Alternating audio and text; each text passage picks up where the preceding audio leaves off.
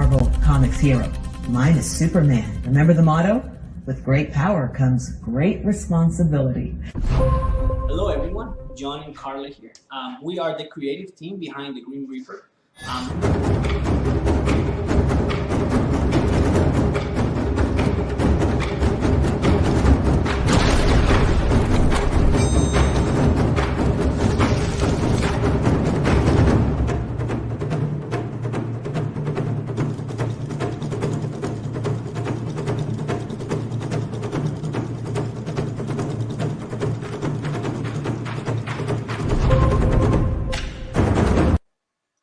Oh, sorry. You're good.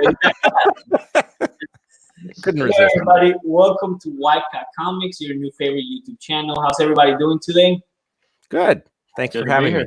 Yeah, thank you. Absolutely, welcome anytime, and hail to the chat, already an active chat. Apollo Patriot, hail brother, and thank you for tuning in so early. And yeah, people are starting to slowly come in, so I wanted to kind of dedicate one day out of the week from now on to just showcase projects. You know, showcase all of these CG creators and artists and writers and just interesting people that are putting out projects. And so it looks like, what is it today? Wednesday? I don't even know what day of the day is anymore. Tuesday. Today is Tuesday. It looks like Tuesday is going to be on when we are going to kind of dedicate space and you know, our audience and hopefully share, you know, and showcase these wonderful projects. So I wanted to welcome you guys. You guys got here first. I know that we're waiting on some other people, other creators that wanted to showcase their Indiegogos as well, and we'll see them coming soon. But I wanted to start with Michael. How are you today, Michael? I'm doing good. Thank you for having me on your show. And let me just say that intro was very epic. I like that. Really get you ready for action. Absolutely. Thanks a lot, brother. Thanks a lot. Yeah, we have a lot of fun in this channel, and yeah, we play a lot with things, and you know, it always cracks me up, that little clip at the beginning when the lady, like, how could you get everything so wrong, right? Like, who's your? Now I gotta ask, did you get that from an episode of my show? Because I used to highlight crap like that, and I found that. You may have found it on your own. I'm just wondering if you did. I am not sure. I know we got it from somewhere on YouTube, but I don't remember if it was your channel. I remember that it was a news clip, and it just cracked me up so much. I'm like, we have to put that on the trailer because it's just so fitting. I also wanted to welcome. And the funny thing is, she's so fucking smug about it too. She's like, I know this so well, don't I? It's just so awesome. Of course, they're so arrogant because they think that the little teleprompters is telling them just the right information at all times. I wanted to welcome Preston. Thank you for coming, sir. Oh, wait a minute. I'm not all the way set up. How's everybody doing? Oh, we're doing fantastic. Thank you for coming today and sharing your amazing project with us, man. Thanks, dude. I appreciate that. That's an impressive microphone. Yeah, I know, right? All for phantasm. You know, I think I'm getting a little bit of microphone envy here because look at mine. But hey, I can only aspire to one day be like. I'm just using the microphone on my laptop, so I'm surprised y'all can even hear me. But yeah, I guess it's working fine. I save my Viagra for things other than microphones, so I'm not going to worry too much about that. Absolutely. And of course, I wanted to also welcome my friend Doc Hogg. Welcome this channel, brother. You know that you always have a place here in the show and in our hearts too. So thank you for coming and showing your project. You're very kind. Thank you. Absolutely, absolutely. Hail one more time to the chat. Hail to Blue Sea Hill, who's just joined us. I love his picture. It's just cracks me up. So yeah, let's jump right into it, and you know, people will catch it now. People will catch it in the replay. They'll get a chance to look at these projects and you know, and we'll do several rounds of them because I know that at first it starts a little slow. There's not a lot of people watching. But then towards the middle or the end of the show, then more eyes come so we can show them one more time, you know, what we have. So it's kind of like a warm-up kind of round here. So let's start with, we have Tilt from from Doc Hogg, and why don't you tell us about this project? Well, I sent you something to share the screen. Can we? All right. Yeah, and let me. No, I want to. I sent something to you to share my screen, if that's okay. Oh yeah, sorry. Because that works way better if I can do that. All right. And I'm going to hit my timer button here. I'm trying to keep my pitch here to 5 minutes because everybody tends to phase out after that. All righty. This is my comic book tilt. We are at 1,700, over halfway to my goal of $3,000. I am at 56%. $4 away from 57%. So let's see if we can't get there on this show. All righty. Tilt. This is the main character here, Jennifer Poehler, and she has the power to make the characters in a deck of cards come alive. And the elevator pitch for this comic book is the superheroes meet the Sopranos. Now, why does Jennifer have that power? Well, the main reason are these mobsters here.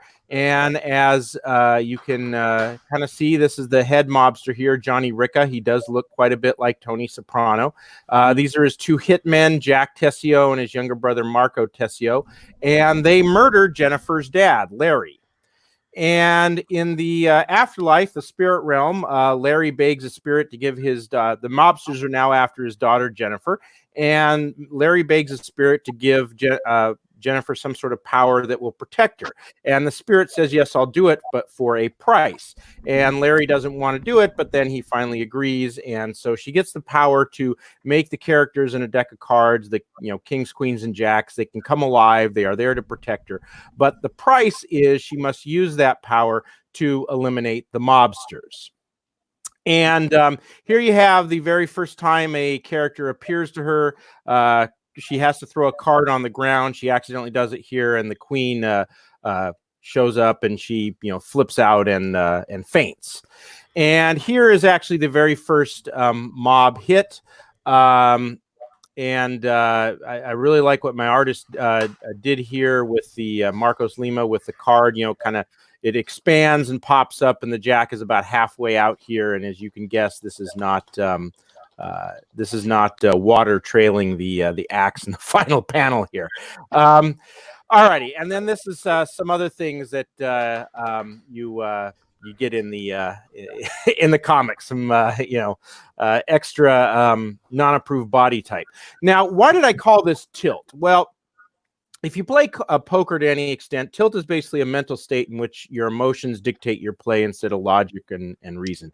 And Jennifer's character arc here is a very emotional one. She goes from initially not being able to do this, and the first time she participates in eliminating a mobster, she throws up, pees her pants. But over time, she's going to become actually start getting off on the adrenaline rush associated with it. Mm-hmm. And her weaknesses are that she's somewhat impulsive and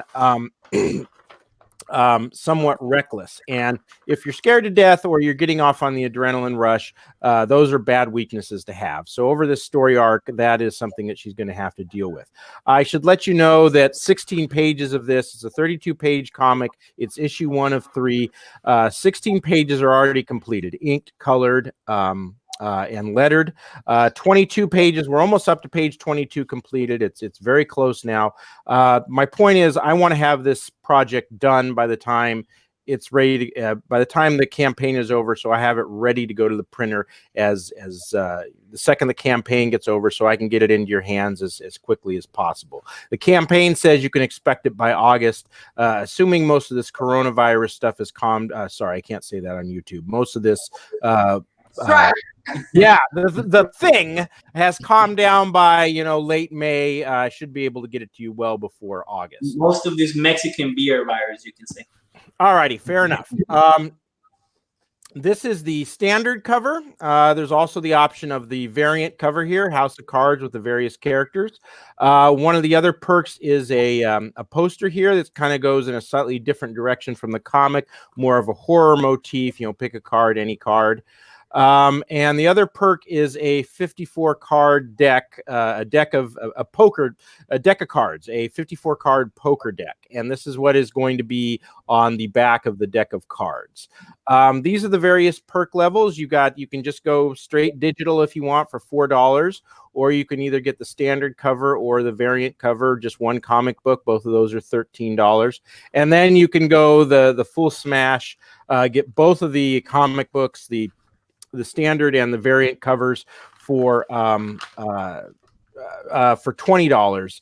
And all of those come with, once you buy the physical comic book, you will also get a digital copy, and the pinup and the deck of cards are add-ons. And as you go up in levels here, the add-ons decrease in price. And if you do the full house, the 2 physical copies here, and you do the 2 add-ons, the whole smash will cost you $30, and you're going to have a hard time finding, I think, a better deal than that. The other 2 tiers here are the more expensive ones because you will get drawn into issue 2. The first one is you're just a thug. You are actually guarding the country home of the head mobster Johnny Ricca. You'll be drawn into at least 1 page, and you'll get to choose your form of gruesome death. I mean, not in real life, in the comic. And you can either be slashed in the throat or stabbed in the back. The first person to claim that gets to choose. Second one, you are actually Johnny Ricca's bodyguard. You'll be drawn into at least 2 pages, and you'll actually get to kill some of the other characters. And then you will choose your gruesome. Your gruesome death is basically getting a dagger thrown into your eye. And yeah, that's pretty much it. It's all about treating the customer that's well, and I'm trying to, my model is trying to get it into the customer's hands, have it ready to go to the printer the day that the campaign is over. And I think that's like I said, superheroes meets the Sopranos, and I think that's good enough for now. Absolutely, I think you have a really good looking campaign. I'm really impressed by it, and I salute you for it. Thank you. And I think it's a really great thing that you are so far into the completion of the campaign, right? Mm-hmm. That people who back it are not gonna have to wait a lot. They're gonna be getting it soon. You know what I mean? It's almost completed, guys. It's almost fully colored, lettered. You know what I mean? If you like the concept, you like the art, I'm dropping the link for Tilt right now in the comment section. You can also find it down there. Click and show Dog Hawk some love. He's been with CG for a while now. He's a supporter. He supports the community. He supported us before, and he's got a great looking project. So we'll show him some love for sure. You had me at Sopranos. That's the greatest show of all time. That's all I needed to hear. Well, it was funny. I'd never seen that before, and then it came out on Amazon Prime, and I started watching that as I was coming up with the idea for this comic book, and that was really what gave me the idea to go in the she has to eliminate the mobsters direction. So absolutely. Will there be a perk with deck of cards, maybe? Pardon? Will there be a perk with a deck of cards maybe in the future, maybe as an add-on, as a stretch goal? Well, there is one now. Oh, there's one now. Perfect. Yeah, there's one now, and this one just has it on the back. In the future, at some point, I will actually have the various kings, queens, and jacks on the the downside. The flip side will actually look like the characters in the comic books. Not yet, and it's gonna I'm gonna have to start hitting some 5-figure. Campaign, have some campaigns hit 5 figures, I think, before that's financially feasible to do that. But at some point down the road, I do very much want to do that because that would be cool. Absolutely. I want to point out that Johnny Rando says that he really likes the art. He's like Thank you, brothers. Can I just talk about my artist real quick? Marcos Lima, really great artist, and then my colorist is Lenore King, or on Twitter is Lost Lenore.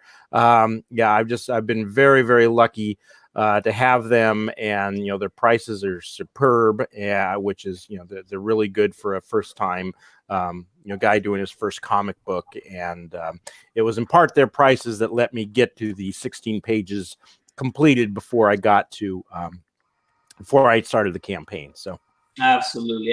Thank you, Mogwai, also for and Hell Brother. Thank you for dropping the link to Tilt. You're gonna find it here in the comment section. I want to also say hello to Chimera, who's in the chat. Thank you for coming. and to Mike as well. Thank you guys for tuning in. Oh, and also we have Joe Fro in the house. So thank you for coming, sir. And thank you for watching us.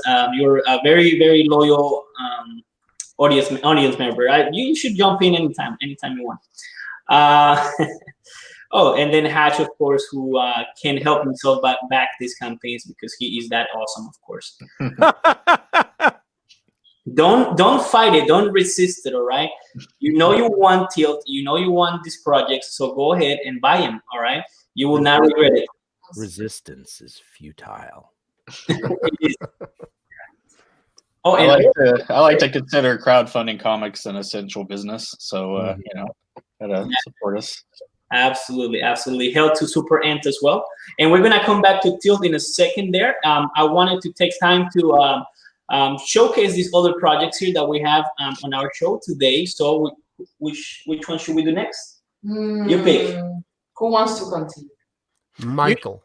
No, and play his commercial. Do you have the commercial up there? The one that Brainiac 420 did for you? Oh, it's not on the campaign page. No. Okay. Yeah. I should actually add that because I've got it. Well, I've got it in an episode of Comics and Variety. I'll see if you want to play it because it is fucking hysterical. I actually used him from one of mine, but yours is way better. He's waiting to kill. I feel like he has some guns that he's not showing yet. So we'll see. Hail to Apollo Patreon, who's asking where's Vinny. I don't know where is Vinny. He's probably still asleep because he was working too hard last night. I know, packing all those books. Oh, he might be fulfilling. Oh, he's still. Some fulfilling. people already got Through the Woods hardcover edition already. Lola has the book. I'm jelly. It is crazy how fast this man works, but that's what you got to do. All right, so let's jump into Grayscale now, and I'm gonna share screen here. So why don't you tell us about Grayscale, Michael? Sure, and Doc Hogg, just let me know whenever you have that trailer ready, because I think we should play that if you can, because I think you could put 2 videos on your Indiegogo campaign, but I just had the first trailer up right now. But yeah, so Grayscale is a 60-page full-color superhero graphic novel about a trash-talking vigilante who controls the power of karma. And let's see if I can remember how to do the pitch, because it's been a while since I've been on a live stream. I'm actually, the reason I really want to kind of get back into promoting the book is because in the next coming days, I'm going to be unveiling a lot of sketch cards for the project. The other day, we just announced our first sketch card. It's from the one and only Joe Ball from Super Harem. I'm sure you guys are familiar with his work. He's actually one of my favorite artists, like in the CG sphere. Like I really like his line art, and so yeah, we got the sketch card for him, and that does come with a copy of the comic itself. So I launched the original campaign for Grayscale back in late January. So it's been up a while. We are funded, but I should say, because the campaign has been up for a few months, production is well underway on this book, and our artist PK, he works very fast. So we're definitely on schedule, and we're on track to get this book out by our deadline. So I definitely hope people jump on board, because we're right now we're trying to unlock our first stretch goal when we hit 7,000, which will be a trading card set illustrated by George Peter Gatsis, and we had that lower down on the page. We actually had the artwork for that. But yeah, the main thing is I just want as many people as possible to read this book. Because we have met our funding goal, this book is guaranteed to get made. So at this point, if you back the book, it's basically a pre-order, because we are in the in-demand store. So now it's all about unlocking those stretch goals and getting as many backers as we can. Absolutely, and I want to announce here to all of our fans that this character right here, my wife made this. Can I show the sketch card? I have it here. Yes, this will be an exclusive debut. So this is one of the sketch cards that will be available. You're not oh, showing I'm not showing. Yeah. This is one of the sketch cards that will be available. That's Phantasmagoria. Yeah. It's Phantasmagoria from Grayscale. Yes, and I love that rendition of Phantasmagoria from Carla. It looks fantastic. It's she's probably one of my favorite characters from the book. She's one of Grayscale's villains, and Carla did a great job with that sketch card. So we'll be officially announcing her sketch card in the coming days. But yeah, that's everybody gets a sneak peek at that. So yeah, stay tuned for that. And this is one of a kind. So if you like what you saw there, definitely keep posted on the campaign. Watch out for the updates, because as soon as I'll post an update as soon as we add that to the campaign, and get it while you can. Yeah, absolutely. And I see that you also have a peanut butter buy. So you guys, you got some of the biggest names to work on this project, to jump on board with this project. So it's definitely going to be a quality project, guys. You don't want to miss out on this. I see a lot of sexiness, a lot of action. It's just like right there, the kind of things I like. So, and I know it's the kind of things you like. So definitely. Yeah, definitely. Yeah, to me, the great thing about Comicsgate is that we have so many different projects, from different genres and different ideas.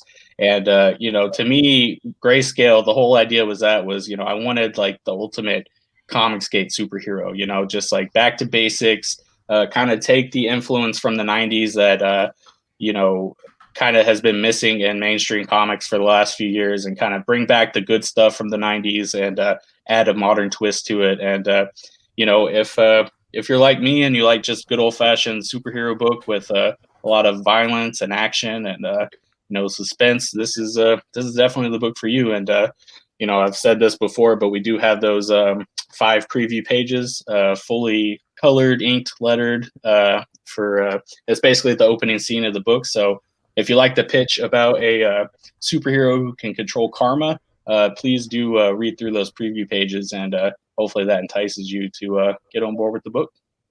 Absolutely. I keep hearing so many wonderful creative ideas, and it just blows my mind how much talent, we get to see here in CG and finally come out, as opposed to like the big companies that had the monopoly on pretty much comics. And now we can really put these wonderful things out there. I love the fact that the city is called Glitter City. So yeah, yeah, it's definitely a fictional version of Las Vegas. So from that opening scene, you could definitely see the Las Vegas influence with a little bit of an alternate reality twist to it. I kind of took inspiration from like Grand Theft Auto. I like how they have like the alternate universe cities. Like their version of New York is Liberty City, and then Miami is Vice City. So I was like, it's there really aren't that many superheroes that are based out of Las Vegas, or even like a fictional version of Las Vegas. So I thought that would be kind of a unique, interesting hometown for our hero to operate out of. And, given the fact that he does control karma and he seeks out debaucherous villains, it seems like a gambling city would be the perfect place for him to find some disreputable people to beat up. So So let me ask you this: is he the embodiment of karma, or he just finds people who have done something and punish them for it? How does it? Yeah, so he's not like while his karma powers are, I guess you could call it spiritual based, he is a flesh and blood character. He's not like a phantom, or like he's not like the Spectre from DC or anything like that. He is a regular guy who just happens to have the ability to see people's karma, so he can actually know who the good guys and the bad guys are, and judge them accordingly. And by judging them, he just inflicts bodily harm upon them. So yeah, but I think it provides a nice balance, because karma is a very kind of a mystical concept. So it was important for me, for the character himself, who uses those mystical powers, to be very down to earth. He's kind of like I kind of describe him as like a street level character, in the vein of like Daredevil or the Punisher. He's very down and dirty, and very physical fighter. So yeah, definitely a nice contrast there. Yeah, I'm getting some vibes here of like Moon Knight, and maybe unbreakable, you know, as in the fact that he can see people's misdeeds. You know what I mean? Yeah, I dig that a lot. Yeah. yeah, Yeah. there's, It's amazing, man. oh, thank you. Yeah, definitely a big Moon Knight influence for sure. You know, big Moon Knight fan. But yeah, so hopefully, it seems like a lot of people really dig the concept. So I hope they, you know, like the execution as well. I'm really, you know, like I said, the book is well into production. So the more pages come in from PK, our artist, the more excited I get, because I really do feel like this book is special, and I think people are going to be very, you know, I think they expect it to be good, but I think they'll be blown away by just how good it is. So you know, yeah, I did find that. Get on board. I did find the commercial. If you want to go ahead and share my screen, and yeah, here we go. And all righty. Okay, now moving on to the two comics that I'm backing. The creator of Grayscale, Glitter City, Michael Derrick, gave me a sneak peek at his comic book, and the comic is about a wisecracking vigilante operating out of Glitter City, which is based on Las Vegas. You can see some of the finished art on the Indiegogo page. Again, the link is in the description below. But I don't think that I can do any more justice to this comic book than the promo that someone calling himself Giant Meteor 2020 did for it. So here it is. Hey there, do you like 90s comics? We're talking edgelord extreme. Do you like pouches on pouches, guns on guns? We're talking Rob Liefeld's most like pectoral Captain America you could think of? Then do I have a comic book for you? Why don't you head over to Indiegogo and check out Grayscale? We're talking the superhero so edgelord 90s, his superpower is karma. And we're talking this thing so bloody that, brother, when you're done reading this, you're gonna need a rag. So do yourself a favor and make sure that when you head over to Indiegogo, you back that book at the best tier that suits you. But always make sure to get a physical copy. Because, as the great Stan Lee said, comic books are like boobs. Great to look at on a screen, but better if you got them in your hand. See you at Indiegogo. Yeah, I can't do any better than that. So yeah, That's all the book right there. I wanted to one more time say hello to the chat.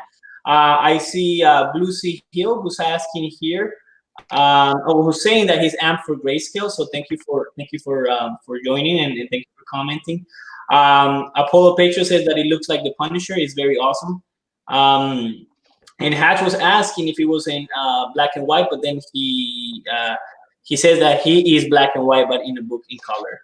Yeah, that's definitely you know, something we're gonna play with, like the visuals of it, because you know, as the name implies, Glitter City, not only is it Las Vegas inspired, but it's, you know, as you can imagine, it's a very colorful, vibrant place, a lot of, you know, neon lights, and it's all about the glitz and glamour. And I think it provides that kind of backdrop, definitely provides a nice contrast with Grayscale, who literally, you know, his outfit is in grayscale. So he and we play with the duality of black and white, good and evil, stuff like that. So you know, we're definitely going to have fun with the colors. And our colorist, Eugene Petivu, he's the perfect man for the job, because because we're going to be playing with the colors, you know, doing some experimental stuff. He's a great colorist, and he's definitely going to blow people away with his stuff. Absolutely. And hail to Mogwai Centurion, already dropping the links there.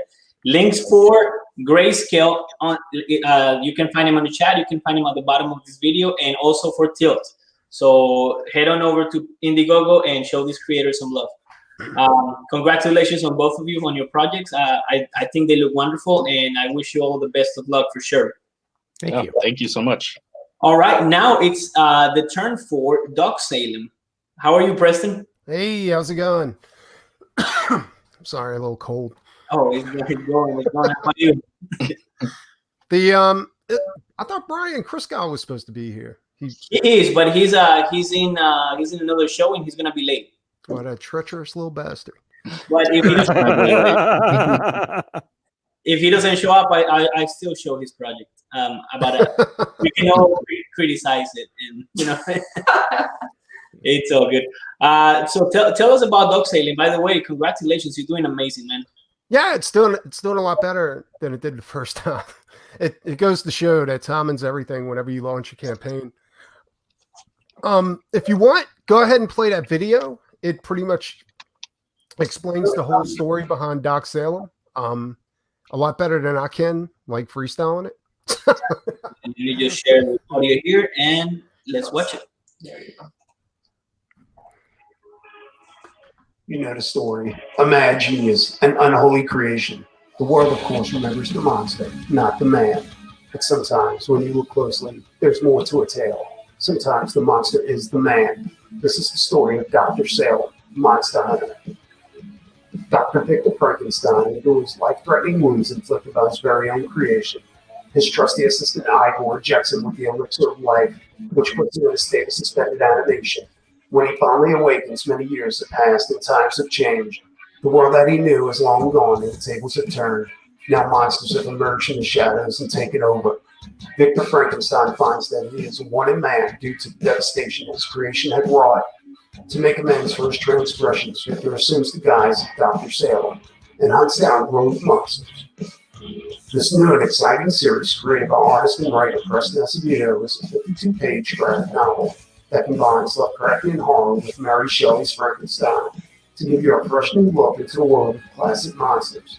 So join the Doc Salem army and help Doc Salem bring peace and balance to the world, one monster at a time. Thank you for your support. So that gives you pretty much the basis of Doc Salem. I came up with that with Doc Salem because of, I guess, my love for Frankenstein, like the movie, like the original movie. You know, I like that movie stood out to me more than any other horror movie back then because it was there was no villain. It was all almost like a big misunderstanding. If anything, you could say the villagers were the villain in this movie. Yeah. Frankenstein himself, the doctor, was just trying to cure death. Like that was his purpose. Mhm. Frankenstein, the monster, was maybe a 4-year-old or a 5-year-old's brain being put in this gigantic body, you know, this powerful body, and set out into the world not knowing anything. If anything, you could call it bad parenting. Right. But so Doc Salem, that's where the concept came from. Except I didn't want to tell Frankenstein all over again because a million people have seen the movie. Mhm. I want to play off of the myth at first, but then go off and like take a sharp turn, like something nobody would expect. Like I want to tell the story of the doctor and not the monster, and how the doctor became the monster. This Doc Salem Volume 1 also kicks off the first Comicsgate crossover with the Literature Devils Doc Alpha character. Yes. And Brian Crisco's Six Gun Gorilla character. It's the good, the bad, and the ugly crossover. Oh yeah. That's another thing I love too, is old Clint Eastwood movies. So yeah, Doc's. I thought it was a good match. With it's kind of seems like an odd match with Six Gun Gorilla, but Doc Salem's a gunslinger too. In fact, his guns have names. One of them's Wraith, and the other one's Ruin. And then Doc Alpha is the worst villain ever.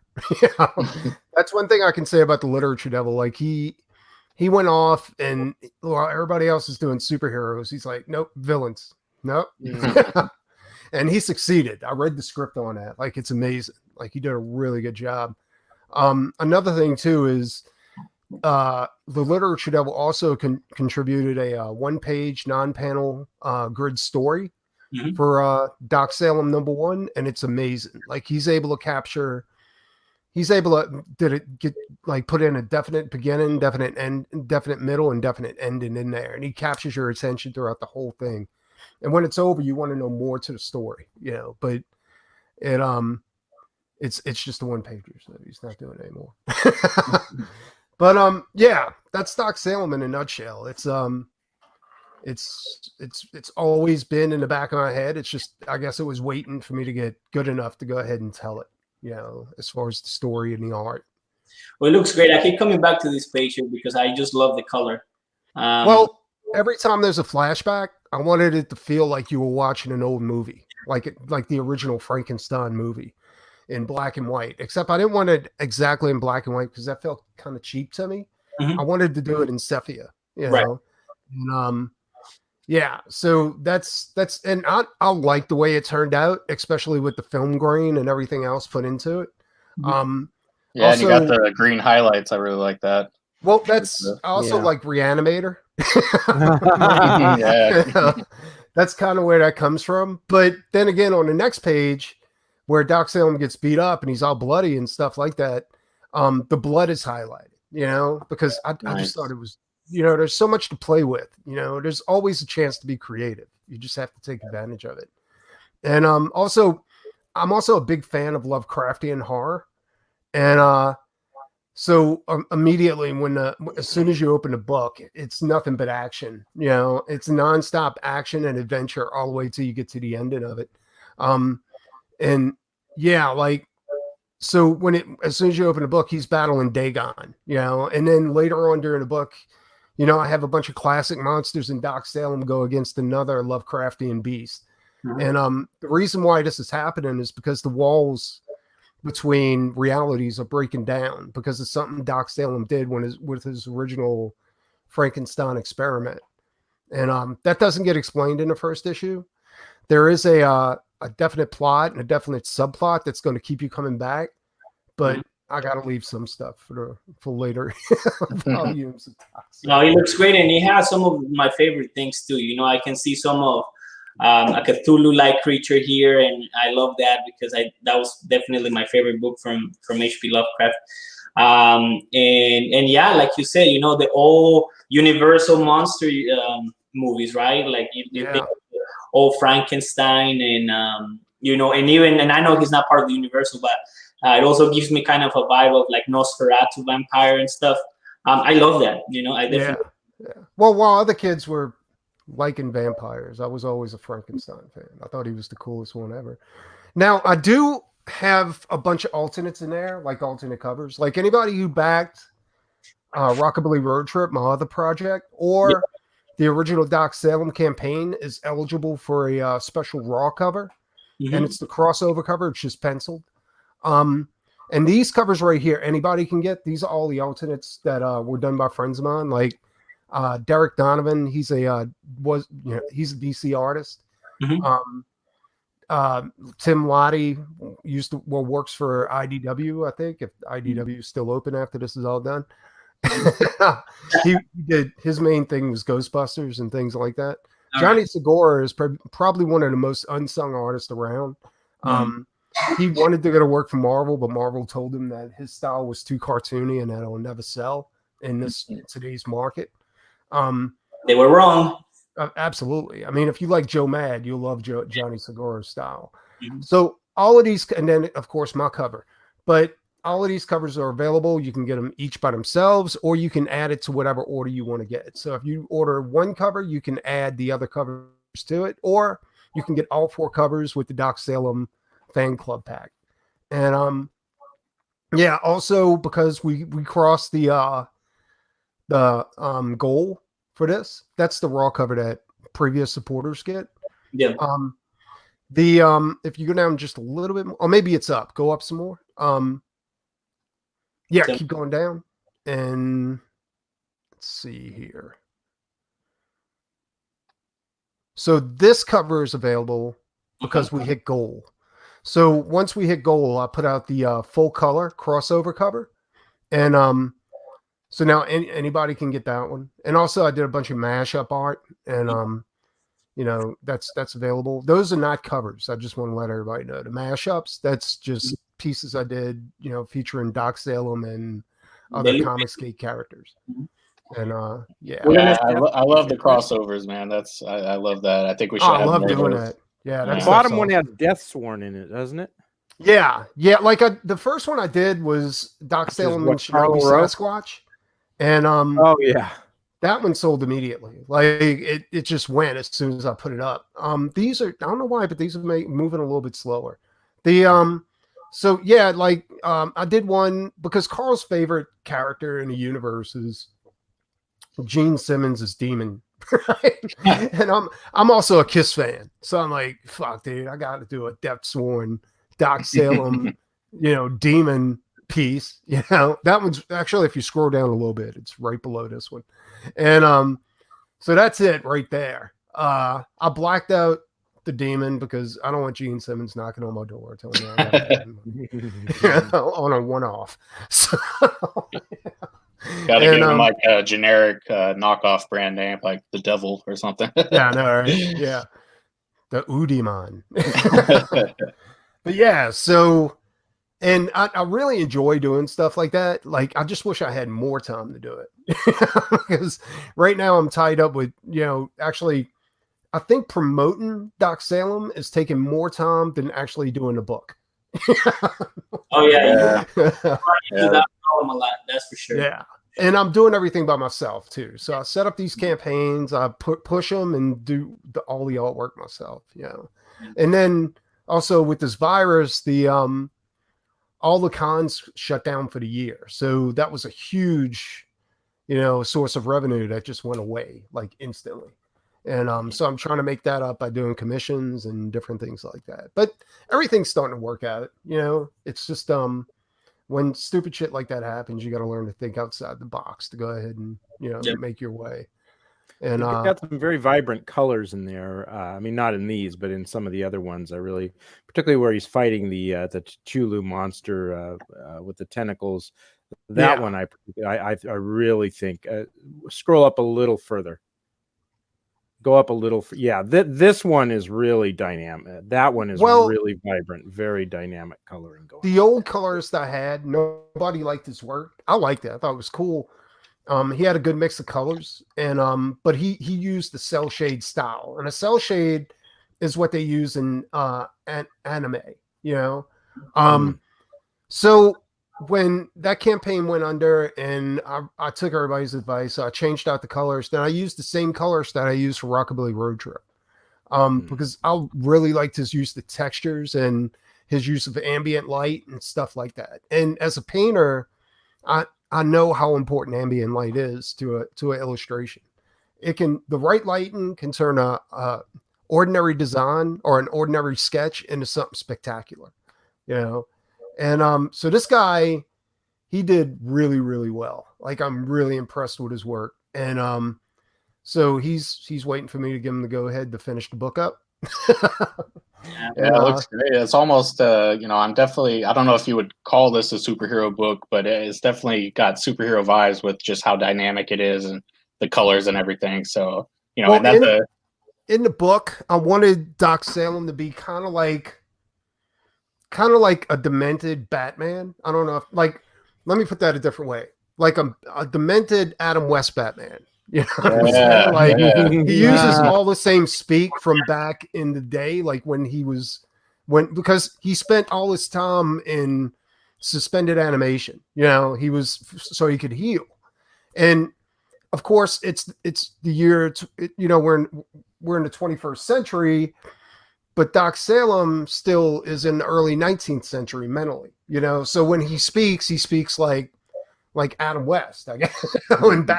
Yeah. But because he's so because he died basically and he's come back to life, there's something wrong with him. You know what I'm saying? Like, he's more brutal and more, he's much more willing to pull a trigger than he would have been, back then. So he's not the same doctor that went to sleep all those centuries ago.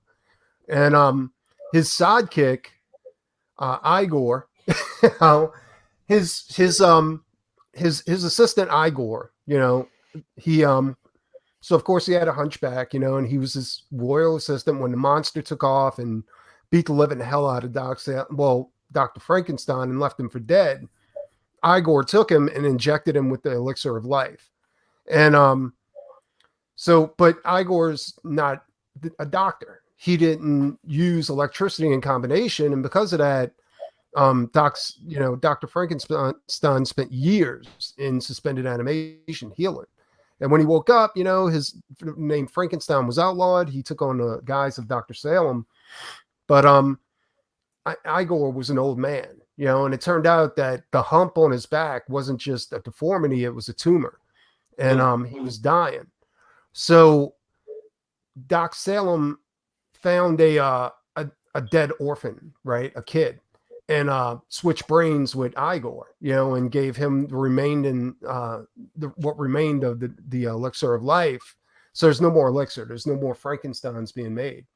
And he comes back as Doc Salem's assistant. Well, still assistant, but his boy wonder, I guess, And so Igor still lives in the past too, except it's kind of a weird dynamic because Igor is actually older than Doc Salem, but he's stuck in his kid's body, So it's a weird dynamic, but it really makes for a more interesting story, because I know I'm supposed to be a lot more about the art than I am about the story, but I say the story is as important as the artwork. Like everything has to be top notch, and there's certain rules you have to follow.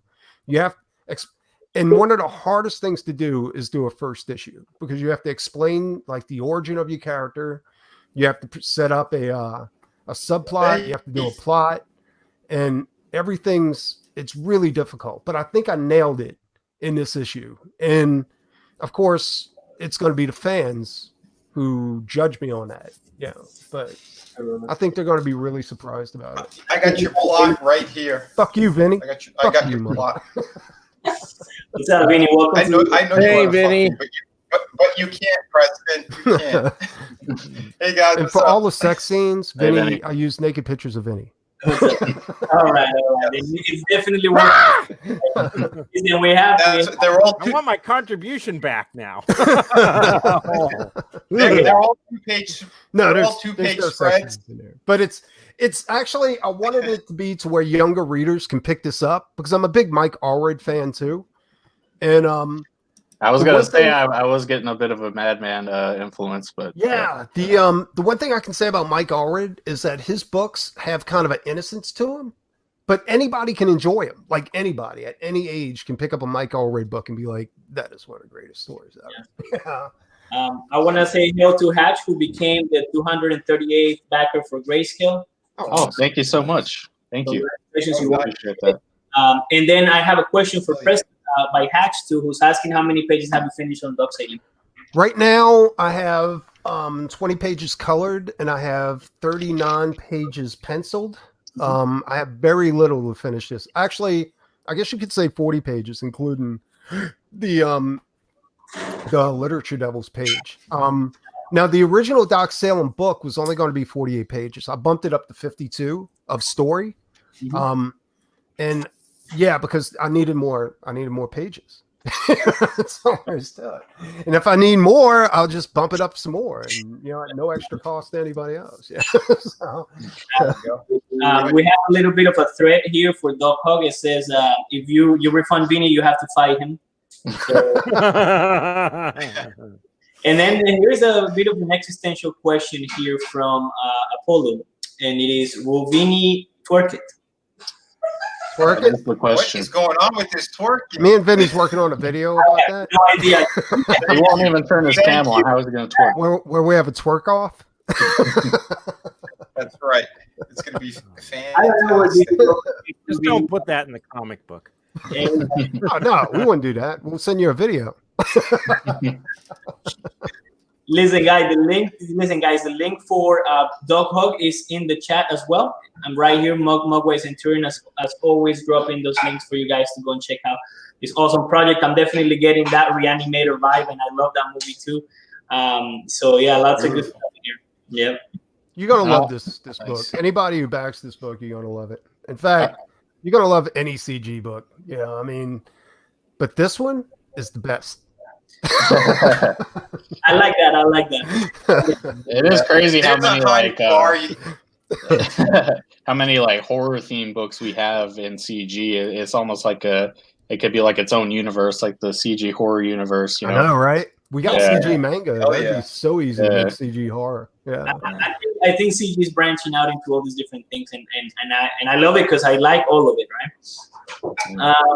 Vinny, yeah. how's So many good creators. the fulfillment going, man?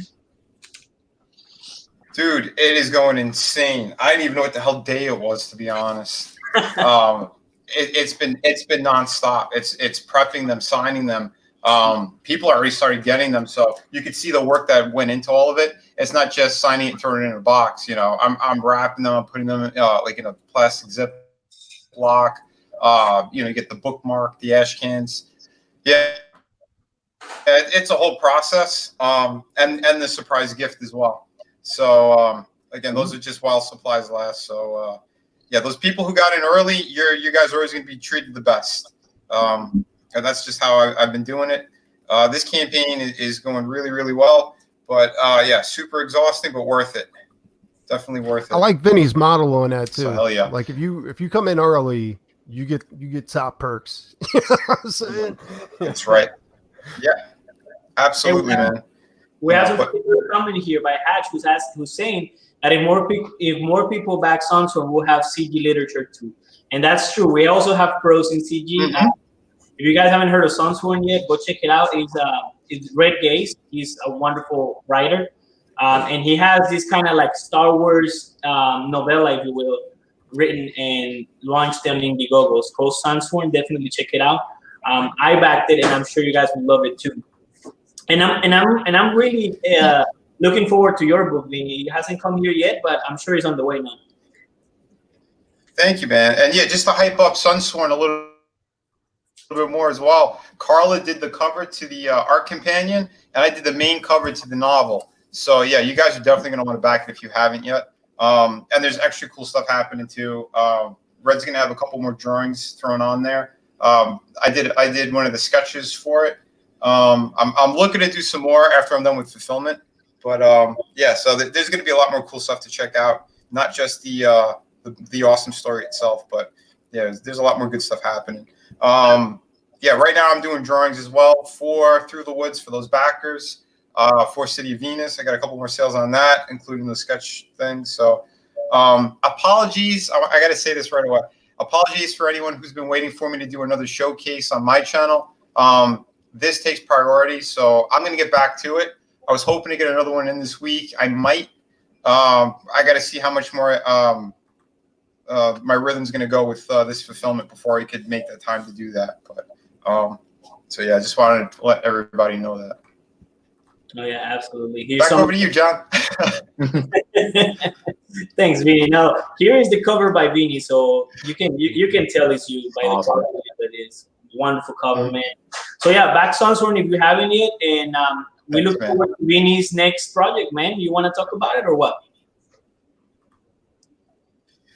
Yeah, there is a preview page. The very last page of Through the Woods, the hardcover. There's a nice, beautiful shot in there, so you guys can see it. But it's going to be a pirate story. It's going to be more traditional style. And yeah, there's a ton of work going into that as well. Just a whole ton of work. If you like beautiful locations, you like violence. I mean, I'm putting everything in there, so it's going to be a killer ride. Absolutely. Let me put it on screen real quick. And when do you think you're gonna start on it? I have about half of it done already. Oh, wow, nice. So yeah, I'm gonna I'm jumping back on it as soon as I'm done with fulfillment. And then after that is gonna be City of Venus 2. So yeah, I haven't stopped. Yeah, absolutely, man. Absolutely. Where is the page? Where's the preview page at? Oh no, it's in the book. It's in the actual book. Oh, it's in the book, man. You're teasing me. Yeah. But Sorry. You can still see some of the art here by the Boner King himself. Beautiful art, bro. Beautiful art. No question. Thank you, man. One thing Vinny brings up, like now it's important to get all those projects out. Yeah. So don't stop. Get that shit out there now. That's it. You gotta strike now before everybody gets their feet underneath them. Yeah. Yeah. Well, the mainstream's a mess, and I know a lot of those guys are just thirsty. That's why they keep fighting with people. Now they're gonna try kissing ass. They're trying everything under the sun to try to get this kind of audience. But I'm sorry, you treated people like shit from day one. We've been treating people like gold. And that's all we want to do. We want to tell great stories. We want to hang out with everyone. You know, our fellow creators, people in the chat. We're pulling them on streams as well. I mean, it is great. And we're having a ball, and they're all jealous. So fuck them. Fuck the mainstream. A little chrome. He's right. Who kissed Actually, our he's ass. absolutely right. Yeah. I mean, the mainstream's a mess, but Comicsgate is yeah. doing fantastic. Everybody's getting funded. You know it. And we're doing all right, even Absolutely. though the economy is taking a steep nosedive. We're our pencils are still up. Yeah. Yeah, that Way- is way up. interesting. Yeah, because I launched my campaign way before all this stuff went down, so I can't really judge its performance based on world events. But so many campaigns have even launched since everything went to hell, and they're still doing very well. So it's amazing to me. Because people still want comics. Yeah. No matter what these idiots say. Print media is not dead, or else we wouldn't. Nobody would be supporting us. You know what I'm saying? I mean, Absolutely. Yeah, guys. Yeah, man. Listen, you CG backers, you CG supporters and promoters, you guys are the most loyal crowd I've ever seen. You're always pushing these projects. You're always supporting it the best you can. I couldn't thank you enough for that. For sure. To everybody who watches and everybody who supports these books, everybody who buys them, everybody who shares them on Twitter, you will be surprised the difference that it makes. Just one retweet, just one like makes a whole world of a difference for a campaign. Yep. For sure. Alrighty, let's go one more time through these campaigns and one last pitch for you guys, and then we'll see Six Gun Gorilla. So let's go over to Tilt real quick again, and you can share your screen, or you want me to share mine? Go ahead and share yours this time. That's fine. So yeah, give us one more pitch about Tilt. Yeah, a couple of things. First of all, I mean, it is. I made sure to model this on exactly the opposite of SJW comics. I mean, you're going to have a plot that makes sense, takes no prisoners. You're going to have lots of Zach. Your boy Zach likes to say non-approved body type. In other words, the women are generally pretty sexy in it, and you're going to have characters that do not emotionally validate each other. The kings, queens, and jacks are going to fight, and they're going to bicker with each other. It adds more depth to the characters. And if you want, why don't you just play the video real quick? It's done by the same guy that did Michael's video, and it's like 50 seconds long. So can I ask one question? Sure. What does your Ace of Spades look like? Because that's got to be badass, right? A Joker? You got to have a Joker, right? I'm working those in. And then thinking about what I want to do with a Joker at some point, but haven't gotten to that yet. That's going to be big. Yeah, that's. Yeah, absolutely. So here's the video for everybody who missed it. Explain them. It's not your man, Bulk Road. Do you want monsters, murder, and women type spandex? That's your lucky day. From Hogwild Comic, it's Tilt. What if you were Jennifer Pollard and monsters were out to get you? Would you want the power to make kings, queens, and jacks in a deck of cards come alive to kick some ass? Of course you would. But what if the price of that power was killing the monsters who murdered your dad? Could you do it? And more importantly, can Jennifer? Find out what happens to this sexy woman in danger and rush over to the Indiegogo. It's time to get tilted. Shout out to Bob Jones. He's the man. That was awesome. Yes, he is. He's really good. Absolutely. Now, you explained something earlier that people might have missed about Tilt. Where does the name come from again? Yeah, it's basically a term that's used in poker. It has it. It's also in pinball, but this one actually comes from poker, and it's a mental state in poker in which your emotions dictate your play instead of logic or reason. So in poker, basically, it's when you're way ahead in the hand. Your opponent has like at best a 5% chance of winning, and he catches that one of two cards that could do it for him to beat you. And you see a big pot that should have been yours going to the other player. And what ends up happening is that can just drive some people over the edge a little bit. They get angry, upset, sad, and then they start playing worse because those emotions are dictating their play instead of logic and reason. And that's the kind of, that's the journey here for the main character, Jennifer, is that it's going to be a struggle. to get logic and reason to dictate her actions and what she does, as opposed to her emotion. She gets upset thinking about it, so she doesn't take advice from the jacks and the kings and the queens on how to best set up these mobsters, and sometimes things go wrong and it puts her in danger that she doesn't have to be in, and that is that's just going to be a big part of the story. Wonderful. Yeah, so it could have also been called Smiller then. If you just dropped ego in there. The thing is, though, I don't have a fireplace, so I can't burn a comic in homage to him. So wouldn't work. Right. Well, it looks like I don't know where to get any kumquats either. So. Oh, they're free. Where's that lady's address? Absolutely. Yeah. Well, congratulations on your campaign, man. It looks wonderful. It looks like we got another backer. Got another backer. It should Nice. say 57% because 1710 of 3,000, 57%. And listen, fucking Indiegogo can't do math. you are really close to the goal, and you have about 30 days left. So let's keep pushing this project and hopefully get it there. All right. Yeah. All right. Thank you. For sure. All right. Now let's jump again to Grayscale. One last. I'll be right back.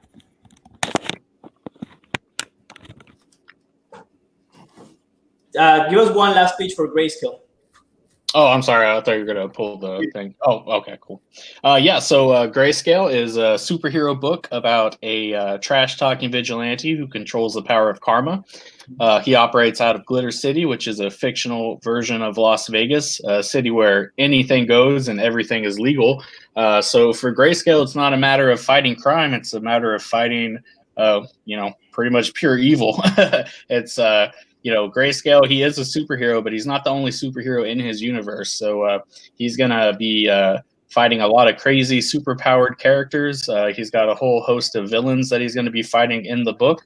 There's going to be a lot of crazy powers, crazy gimmicks, crazy fight scenes. It's all about the spectacle in Glitter City. So you expect things to be very big and bright. And, he's Grayscale. He's a street level vigilante, but he's not the grim, man of few words. He's actually, kind of the opposite. He likes to talk trash to his enemies as he beats them up, and he likes to taunt them, and he does kind of straddle the line between hero and anti-hero, and sometimes even goes further than that, because he is a shade of gray. Sometimes he might not always make the right decision, and one of the fun things about Grayscale is going to be seeing him be put up against all these different moral quandaries and kind of seeing what decisions he makes. And in Grayscale's world, every decision comes with a heavy price. And even in the beginning of this first book, because of what Grayscale does, a seemingly innocuous thing sets off a chain of events that spiral out of control, and things will get very intense for our heroes. So, if you want some crazy action-packed comics, Grayscale is the book for you.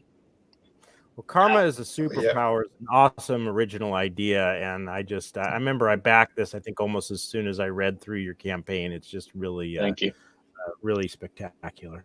Yeah, and I do appreciate. You've been a big supporter of the campaign, so I do appreciate that for sure. You're welcome. Who knows? Maybe we'll have that. Maybe we'll have that Tilt crossover one day. It's poker, casinos, Glitter City. Who knows, right? Nice. Those go together. Who's the big villain?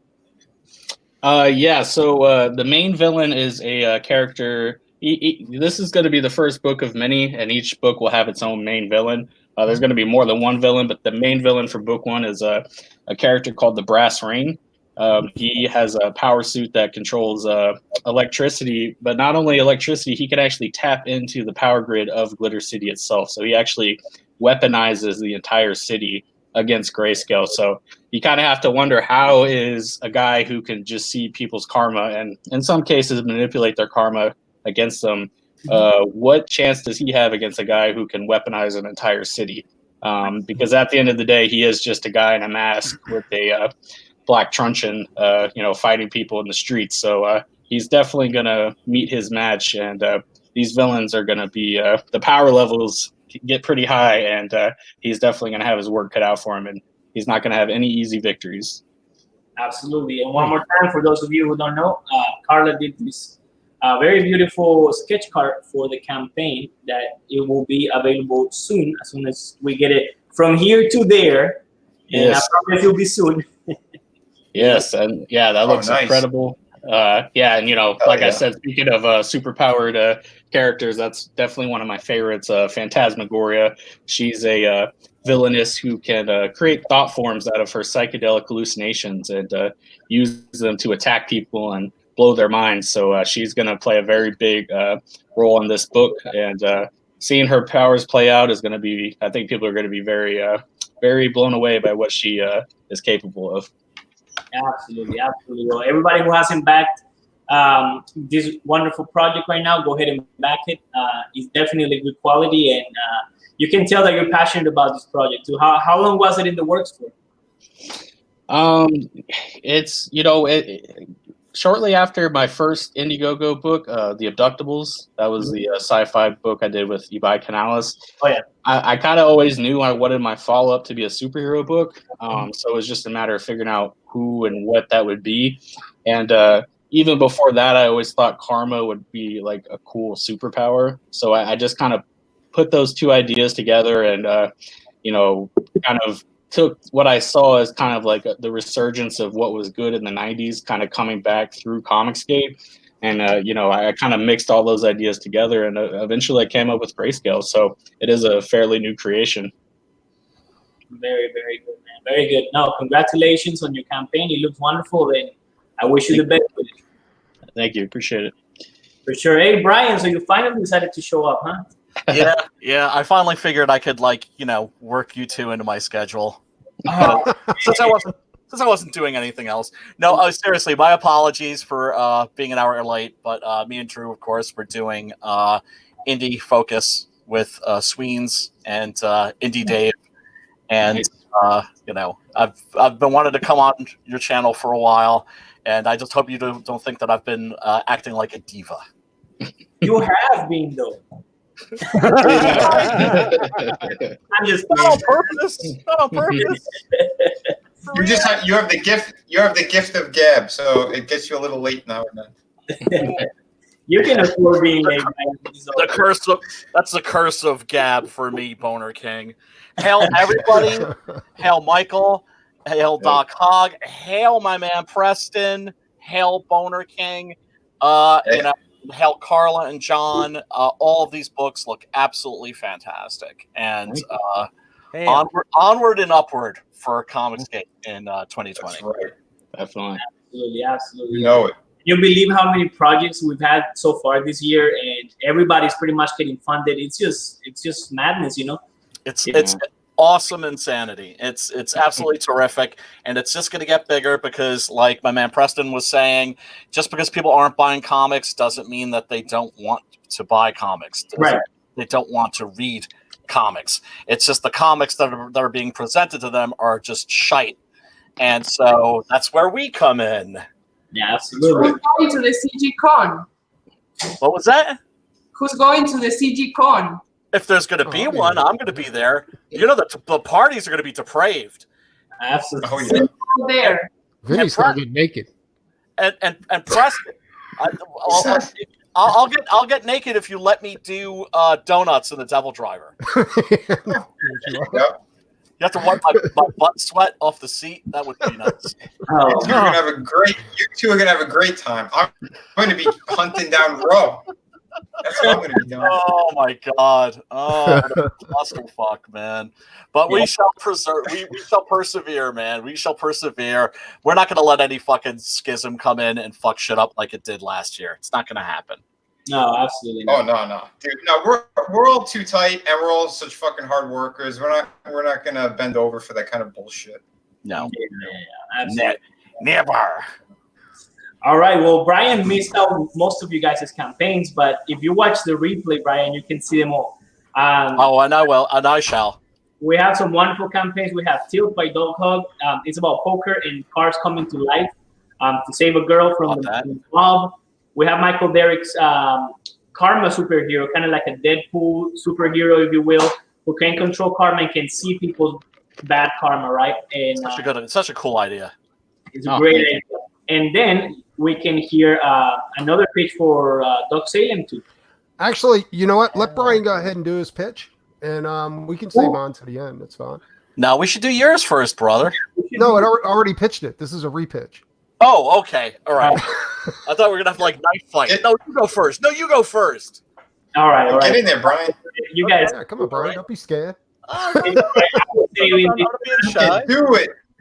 Do it. Okay. Elevator pitch. A very big ape with very big guns blowing very big holes in very bad people. Six Gun Gorilla is the story of a gorilla whose family is slaughtered in Africa. He is taken as a babe to the New World by a carnival owner. He is raised alongside the carnival owner's daughter and is, as a member of the circus family, of course, he has to learn a trade. Being a 600-pound gorilla, of course, he's not going to be much use in the high wire act, so, or anything else for that matter. So they teach him to become a trick shot artist. Being a gorilla, of course, he has giant hands, so they have to give him giant guns that are the size of small howitzer cannons to use in the trick shot show. So he's not just like blowing plates out of the air. They're launching beer kegs with catapults, and he's turning them into splinters. Next thing you know, he is the star attraction of Professor Malloy's Frontier Circus of Wonders. They're avoiding the Civil War. They're mostly touring in Texas, where the Civil War was never fought. Yeah, sorry, but the good, the bad, and the ugly lied to you. Where that's concerned. And unfortunately, the Civil War comes to them in the form of a Italian and German immigrant by the name of Giuliano Schmidt, who is a Union spy who has information that could change the course of the war. And he is being hunted by a gang of cutthroats led by a man named Gravesend. And these are just like the nastiest, meanest, scalp hunting, knife throwing sons of bitches you could possibly imagine. And they wound Giuliano in a fight. He stows away on the circus family's a supply wagon. They find him, they nurse him back to health. He gets the hell out of there because, of course, he doesn't want to bring any heat down on these people. But Gravesend, of course, follows his trail to the circus family and, figuring like, well, shit, who knows what he may have told them, decides to do something really, really terrible. And Kumba, that's the name of our Six Gun Gorilla, watches in horror and in utter helplessness as his second family, his human family, is just completely wiped out in brutal fashion. And so the big top is burned to the ground. He picks his guns out of the ashes and sets off on the vengeance trail. While on the vengeance trail, his adventure takes him to some very interesting and unexpected places, and to a much larger villain and a much larger plot that, as I said before, could change the course of the Civil War. So you've got, if you're coming for old school pulp adventure, this is the place to go for it. But it's also got a heart. I'm glad that people have been responding to it the way that they have been responding to it, and that's not me boasting. That's me being very grateful when I say that people just genuinely just love this book. No, you got a great looking project, man. Awesome. Congrats, you got a great looking project. Thanks, brother. Thanks, brother. The art and the story, everything is just so cool, man. Thanks, man. Thanks. I'm really happy with how it's turned out so far. And the next issue is going to be illustrated by my man Preston. And Nice. oh my goodness, I can't wait to see that. And yeah, it's turned out really wonderful. And like I said, people dig it, so I'm grateful for that. I feel stupid because it didn't even occur to me that a gorilla would need like custom made pistols, and that just makes it so much more awesome. Because it's basically 2 hand cannons, blasting holes in people. So that's even cooler. I love it. Thanks, man. Yeah, tell us about the crossover. Ooh, the crossover. That's going to be interesting. Yes, it's going to be a crossover between Preston Acevedo's Doc Salem and Lit Devils Doc Alpha and my Six Gun Gorilla, and it's going to be called The Good, the Bad, and the Ugly, which works great for me because the title of every chapter of the Six Gun Gorilla saga is taken from the title of a old Italian Western. And Nice. the way that we're going to write this is certainly going to be interesting. The way that Preston conceived it is that each of us will write a chapter, and then the next person will take over, and then the next person will take over from there. So we shall see. The results should be intriguing and hopefully really exciting. Right. That's a strange match, but I definitely dig it. What's your favorite spaghetti western? Now that we're on the topic. Oh, I gotta go. Once Upon a Time in the West. Yeah. All right. Once Upon a Time in the West. Oh yeah. The Great Silence. Also by Sergio Corbucci.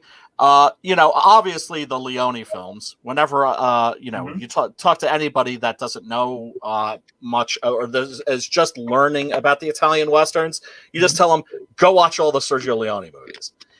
And so then after that, what you want to do is you want to take a look at the films of Sergio Corbucci, like Django, the original Django with Franco Nero.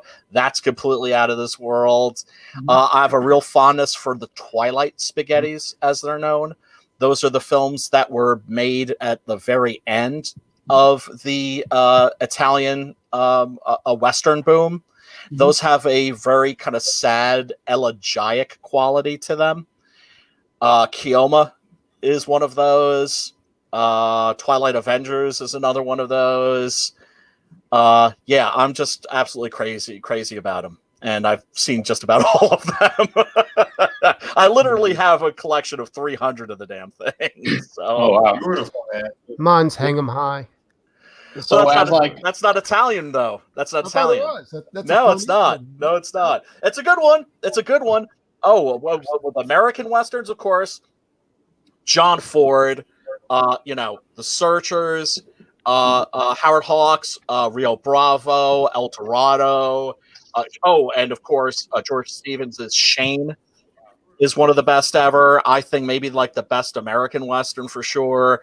The Man Who Shot Liberty Valance. That's another great John Ford Western. More modern, Tombstone. I'm not going to lie. I've watched that at least about 20 I love times. that one. That was Fucking fantastic. We live about an hour away from Tombstone. Do you really? Awesome. Yes. That's yes. awesome. And it's open to the public. It's not like a ghost town. You can go and there's people there, but they usually work like in the bars. You know what I mean? Like they it's kind of like a big tourist attraction. So they're just kind of playing a part. You know what I mean? So it's like going back in time 200 years. It's really amazing. You guys should go one day. Oh, I'd love to. Here in Arizona, there's a lot of those like old Western towns that have either been, like Jerome, that have either been abandoned or whatever, but they still have like big tourist attractions. You know what I mean? In Spain, they took the locations where the Italian Westerns were shot, right? Because the Italian Westerns were mostly shot in Almeria, Spain. And I haven't seen it yet, but I know that there's a documentary about how they rebuilt the cemetery that appears at the climax of The Good, the Bad, and the Ugly. Yeah, I saw that. That was so good. That was so fucking good. I'm jonesing to see that. I haven't had a chance yet, but yeah, I would look. The interesting thing, of course, is as somebody that likes to do his research about any era that I'm writing about. I'm very serious about that. And I do it with the knowledge that 99% of what I'm going to be learning is not going to find its way into the comic book.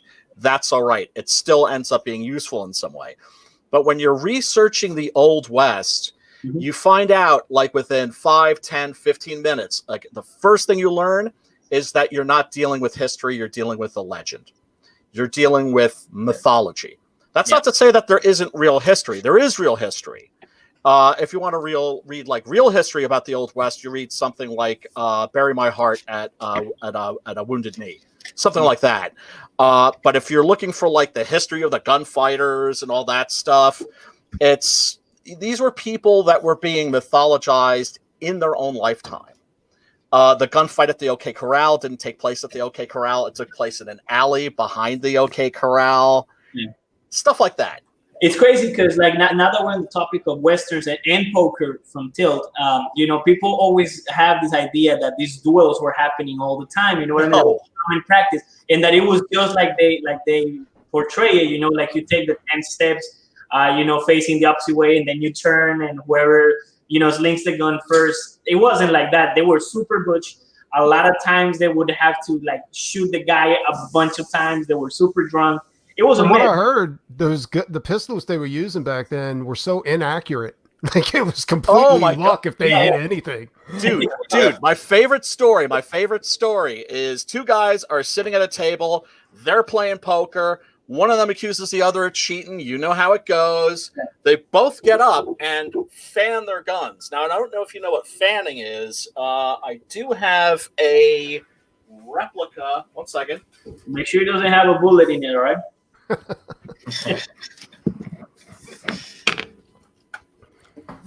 All right.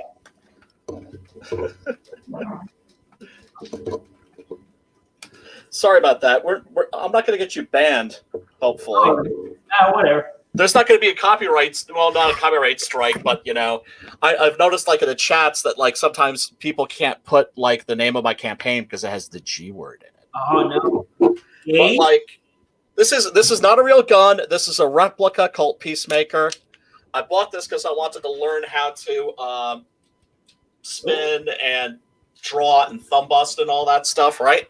Right. So the way that you fan is you hold the trigger down and you just hit the hammer like this. Boom, boom, boom, boom, boom. You see that all the time in Westerns, right? Bullets are going to go flying in like every direction if you do that, right? You ain't hitting shit. So these guys both get up at the same time.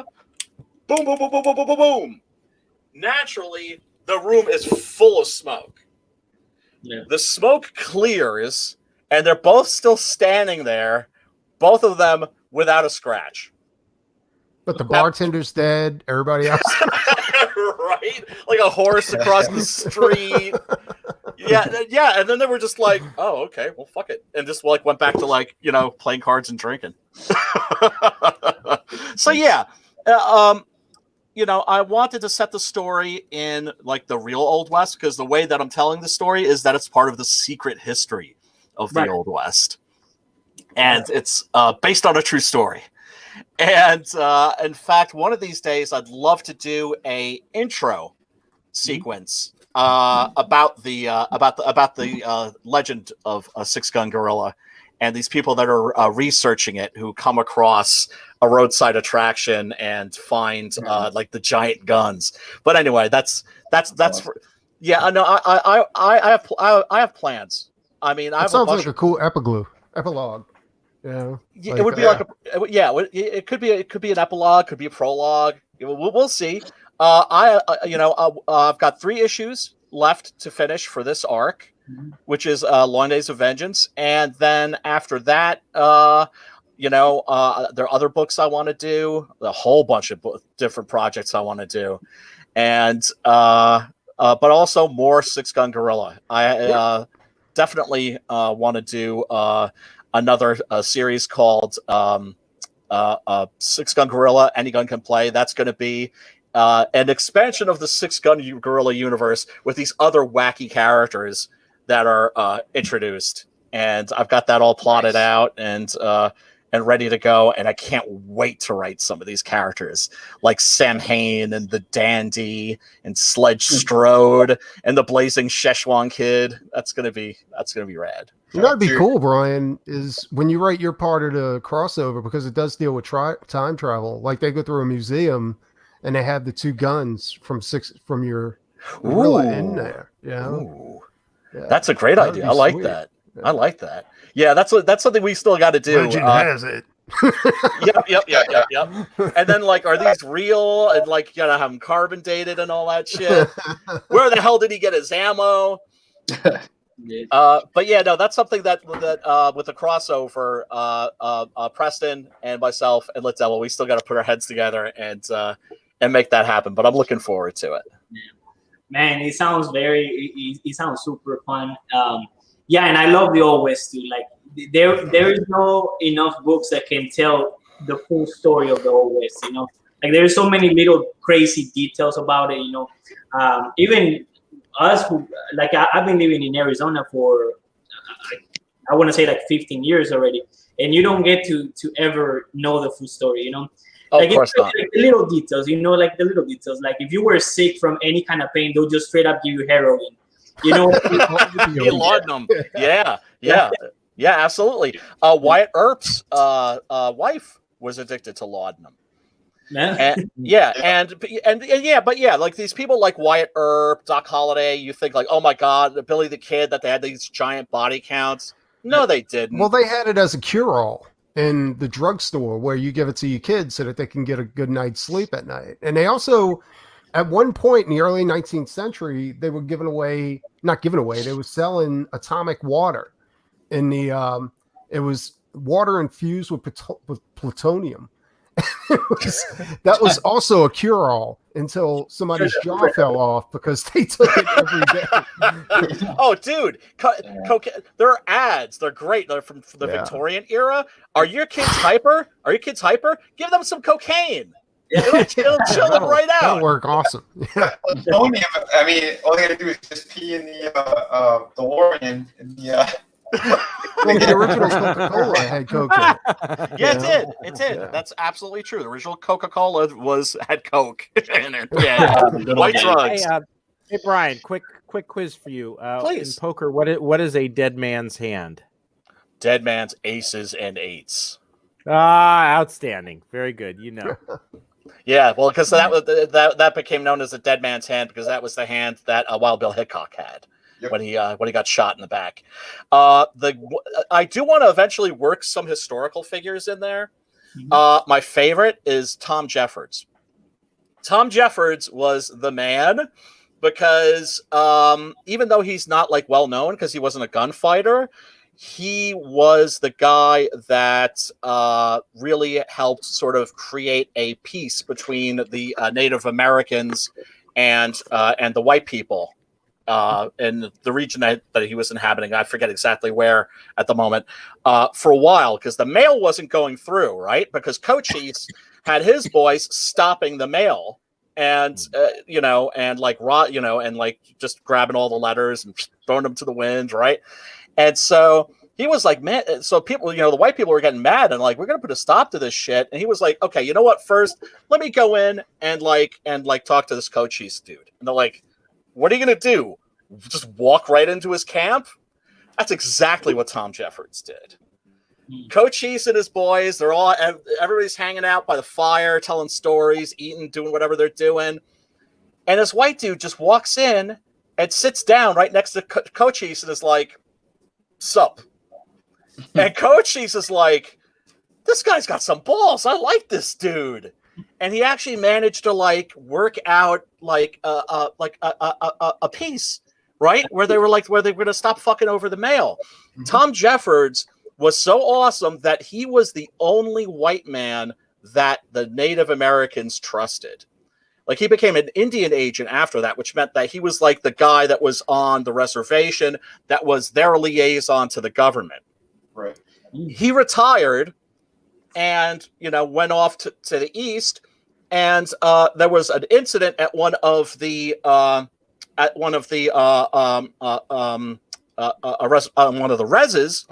reservations, and a standoff, and they were like, "Get us Tom Jeffords," and they're like, "Well, we can't. He's retired," and they were like, "Well, you better unretire him fast because he's the only white dude that we trust. So get him here now.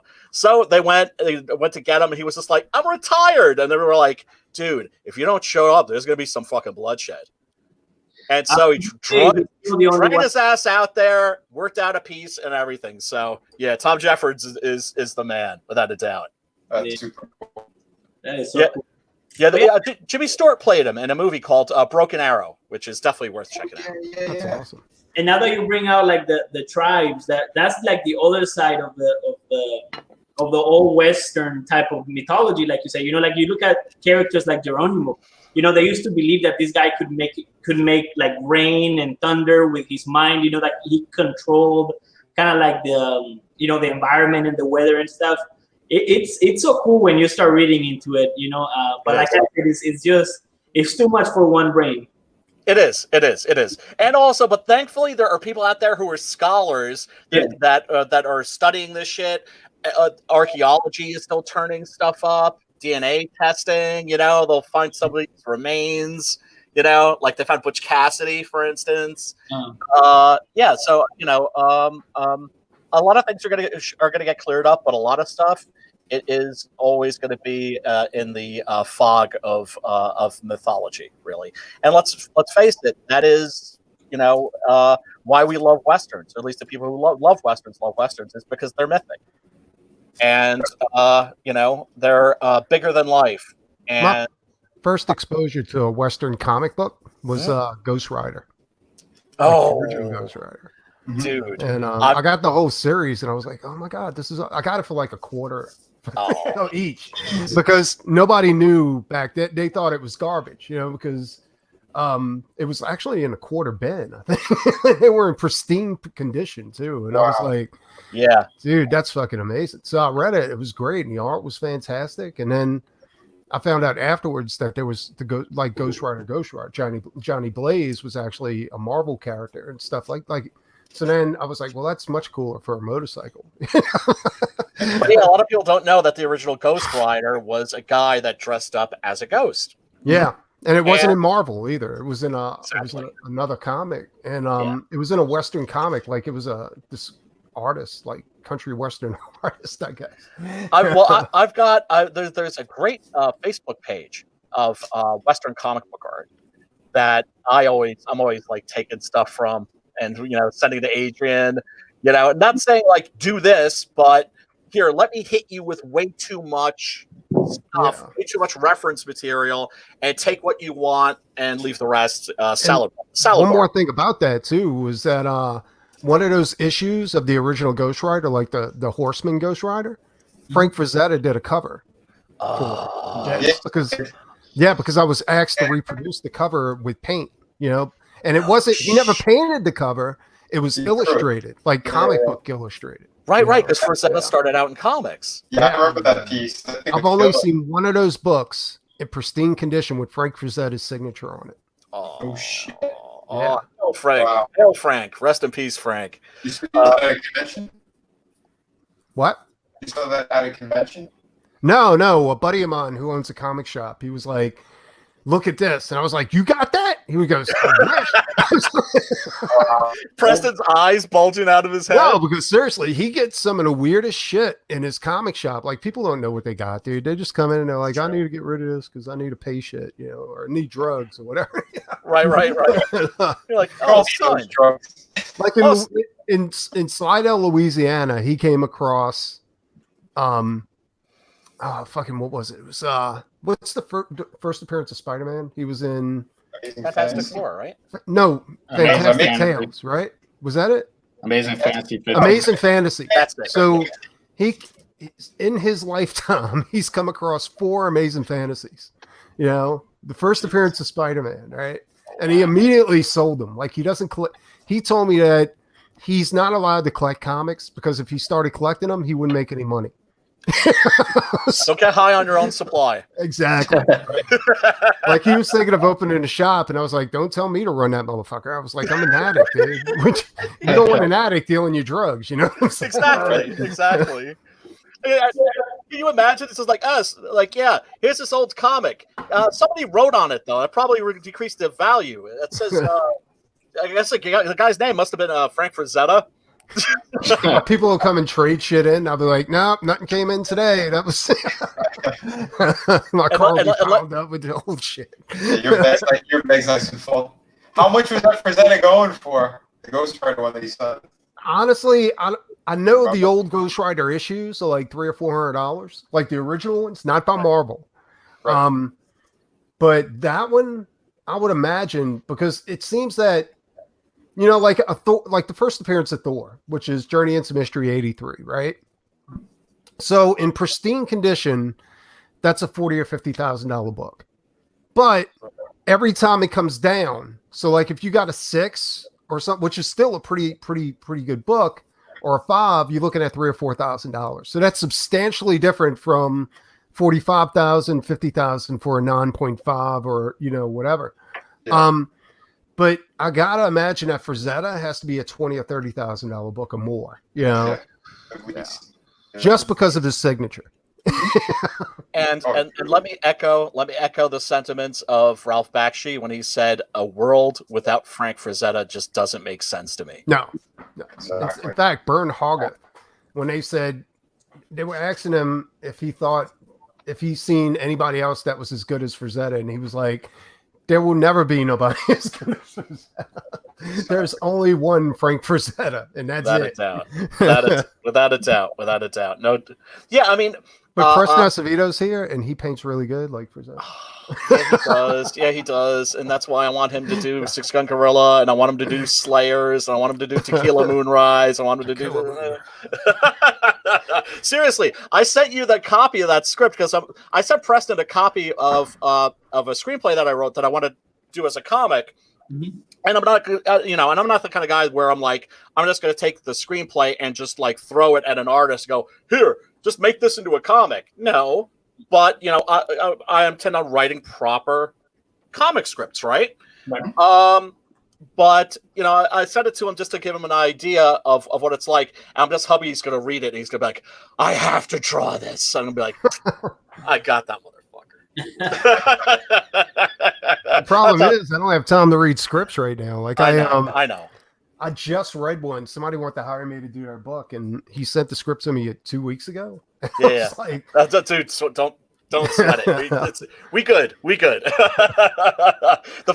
fact that you said that you're going to do Six Gun next has got me going.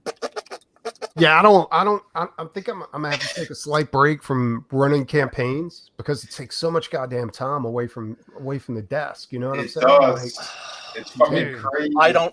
I can't wait to get back to writing. I really can't.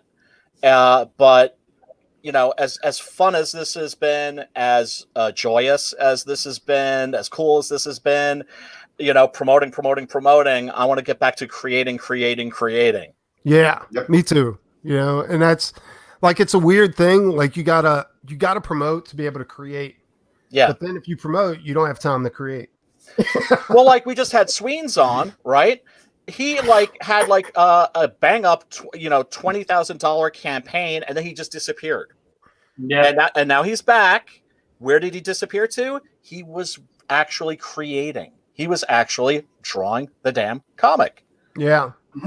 No, he's right. And that's because I'm like, I know this is going to sound bad, but like every day it's a chore for me to just post a promo for Doc Salem or, to keep people interested, because you got to walk that line. You know what I'm saying? Yeah. We'll figure it out eventually. It's the thing, like Vinny can kind of relate. Like, you got to get into a mindset to create. Like, it's not something you can turn off and turn on at the drop of a dime. You know what I'm saying? Like, and once I get in that mindset, like any type of disturbance, like, hey, can you do this? Or run to the store real quick, or, or stop what you're doing to go ahead and promote this or answer this email, is fucking the worst thing in the world.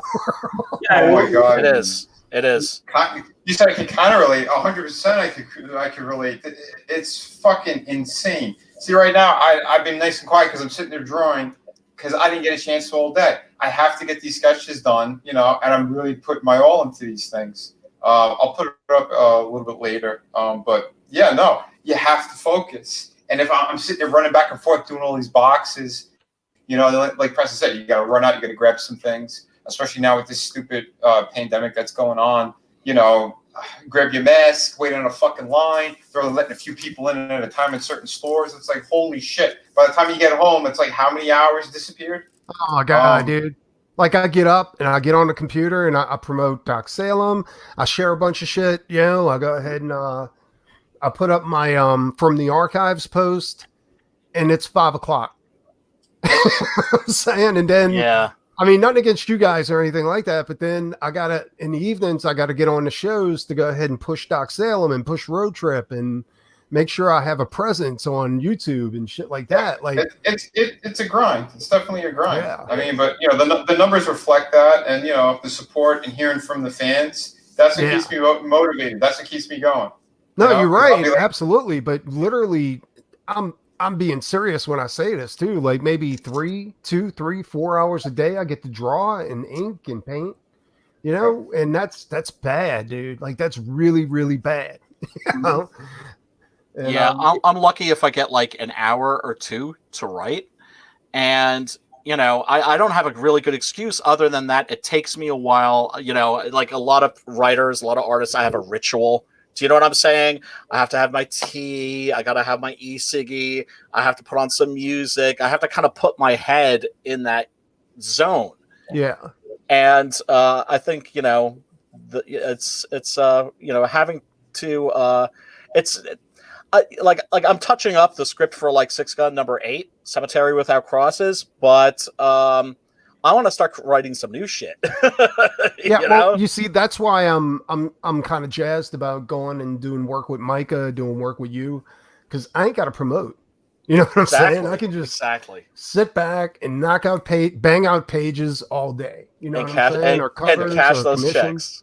And cash those checks, man. Yeah, well, that's going to help me stay at the desk and bang out pages, until I run Doc Salem 2 or Rockabilly Road Trip 2 and and the secret project I'm going to be releasing. So it's project. What is it? Can't tell you. He's doing a story about me and him. Yeah. All right. The Docking Chronicles. Preston Vitti. It's about that one time. It's definitely going to be. It's going to be What If. It's going to be a What If series about me and Vinny. Well, you guys got a good-looking book here, man, for sure. What if me and Vinny went to a gay bar? Just an experiment. There's nothing wrong with that. Tell that story. Fine. You just wanted to use the bathroom. I did. I don't know what Preston was doing. I went to watch him use the bathroom. I mean, you went to help him out. Oh man. Oh shit. Oh yeah. No, I was just saying that because like there's like a like here in America, of course, we have like a lot of like anti-gay politicians, and like one of them got busted like in a gay club, and his excuse was, I just went in to use the bathroom. Yeah. I'm like, yeah, you went in to use the glory hole in the bathroom, bro. That's what you did. Yeah, never trust a politician. I love how you did the sepia here, and then put in like the elixir of life, which looks suspiciously like Herbert West's reanimating fluid. Yeah, no, that's what I was telling everybody. Like, yeah. But you know what? What one of the coolest things about this scene was to me was I remember the what's his name? Bernie Wrightson. Bernie Wrightson. Hail Bernie. His Frankenstein. I mean, I don't have the time to do that big splash page of Frankenstein's laboratory that he did. Oh, that took like a year for him at least. Yeah, because he did woodcut on that, I think, on all of it. No, he didn't do woodcuts. He made it look like woodcuts. Like an etching or something like that. Yeah. His masterpiece. Yeah, absolutely, man. But I love the way he put skulls and he made it look like a mad scientist laboratory. You know what I'm saying? Like it had been lived in. Yeah. And that's what I tried to do with this. Like, put a brain in the background, some other shit, a hand in a jar, and just still moving, I'm sure. It's all about those little details. That's what brings this kind of stuff to life. Absolutely. Yeah. What do they call it? Lived in. You have to make it look like it's lived in.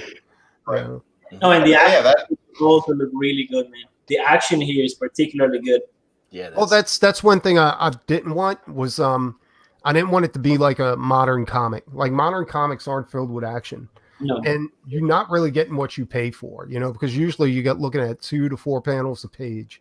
And so with Doc Salem, I wanted to be constant action, and when it wasn't action, it was setting up another plot so people can follow, and it was leading into more action. So Doc Salem #1 is definitely, it's probably going to read quick because it's action packed. Like it's going to be a joy to read. That's what we're talking about, Red. That's what we're talking about. Hail, Red Gaze, by the way. Yeah, Hail, we were actually promoting your book earlier, man, and yeah, so you got another great project by Red Gaze, a prose novel. A Star Wars-like prose novel, we will call Sunsworn. You guys should check it out as well. It's definitely worth a read. And by the way, I hear that there's a stretch goal that he will make an audiobook if he gets to, how much? 10 more thousand. 15,000. He's got to make another 10K to go and do that audiobook. I do it. Oh yeah. Yeah, he did it. I backed this sucker. Can't wait to read it. And I think Red deserves special salutations for taking Comicsgate multimedia. Yeah. Absolutely. Totally. Yeah. For sure, man. Dude, Red knows where it's at. We need to do the Comicsgate Rockabilly Road Trip movie next to go definitely. Oh, dude, Fangoria, I'm telling you, Joe Bob Briggs, if he sees that shit, man, he's going to pop wood. All right, so I think that's a good place to stop, and let me just do a little bit of selfish self-promotion here. And please. Our book, which is it's still growing, believe it or not, still going and going strong, and we're very proud of it. It's called The Grim Reaper 2, and it has actually 3 books available, T-shirts, and other wonderful perks available. If you haven't grabbed yourself a copy yet, this is the time to do it without a doubt. We're getting very close to finishing it up and getting ready to print, so don't miss out. Fantastic. For sure. I Can't wait got for my it. copy. Do you want to play the trailer? Sure. Let's play the trailer. Because it's fire.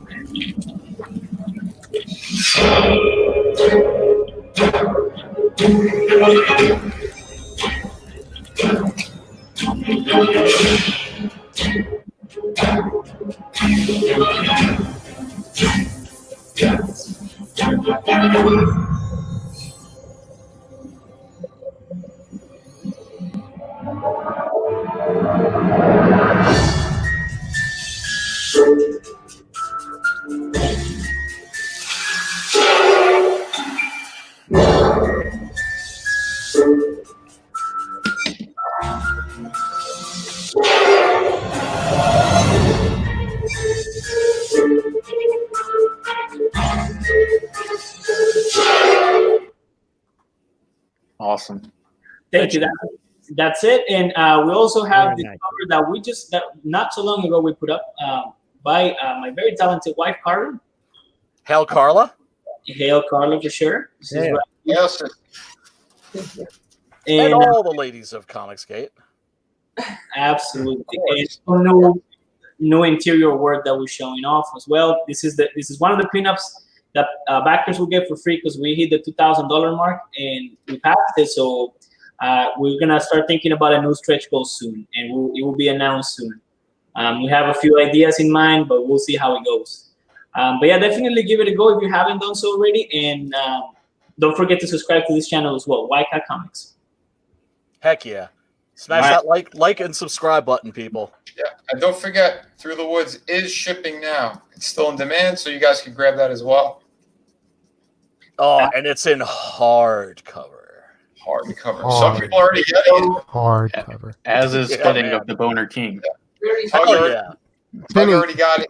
he got his already. He posted it up. So yeah, I'm thrilled. I'm Oh, so hell happy. yeah. Oh, Vinny, are you providing little like ketchup packs full of Vaseline for people when they get their book? I'm a KY man myself. They're not going to need it. I think it's just they're just going to automatically get wet as soon as they hold it in their hands. Why are we only going to this place at the end of the street? We should have been doing this an hour ago. You know. Come on my channel, and we'll do this all. Oh God, yes. On your channel? I'll come on your channel.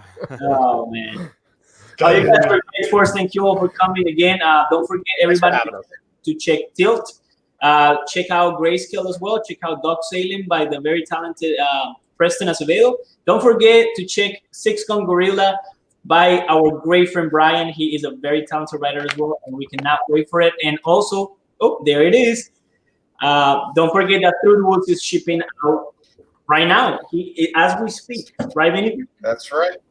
I'm not sleeping. I'm just packing.